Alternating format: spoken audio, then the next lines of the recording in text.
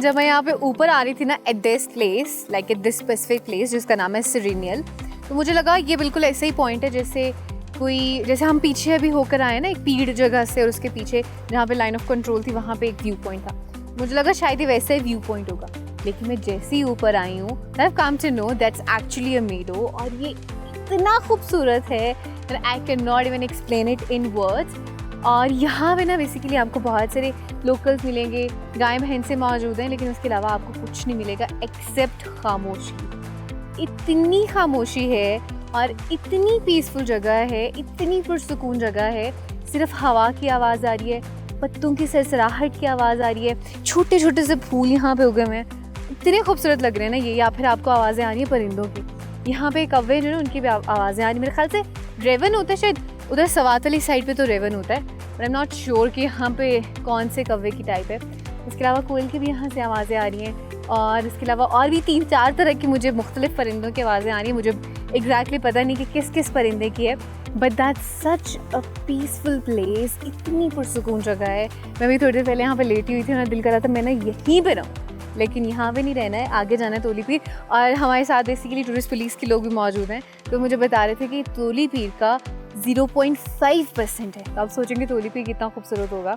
Let's see कितना प्यारा होता है। Obviously it's gonna be beautiful. और फिर मेरे ख्याल से हमें वहीं पे चलना चाहिए। यहाँ पे काफ़ी टाइम मैंने स्पेंड कर लिया। ऊपर चलते हैं तोली पीर, और ये बेसिकली जो लोकेशन है, आप करेंगे तोली पीर से कोई 4 से 5 किलोमीटर जो है ना वो पहले आ जाती है।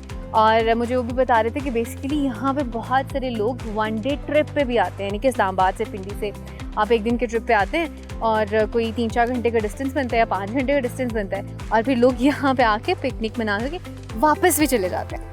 वन मोर थिंग कि आप जब भी यहाँ पे आएँ पिकनिक के लिए या फिर वैसे एंजॉयमेंट के लिए, तो ऑब्वियसली अपने साथ आप खाने पीने के लिए कुछ ना कुछ लेकर आएंगे ना।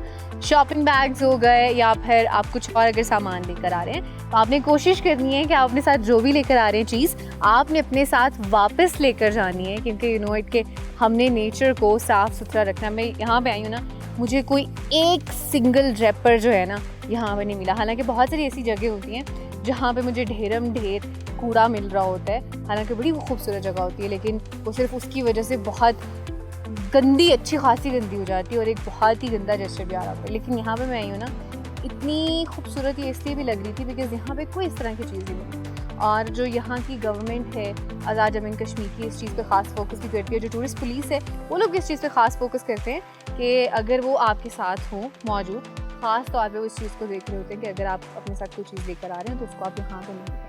तो आपने अपनी रिस्पॉन्सिबिलिटी समझते हुए अपने खुद भी करना है, बजाय कि कोई और आपको आके करे।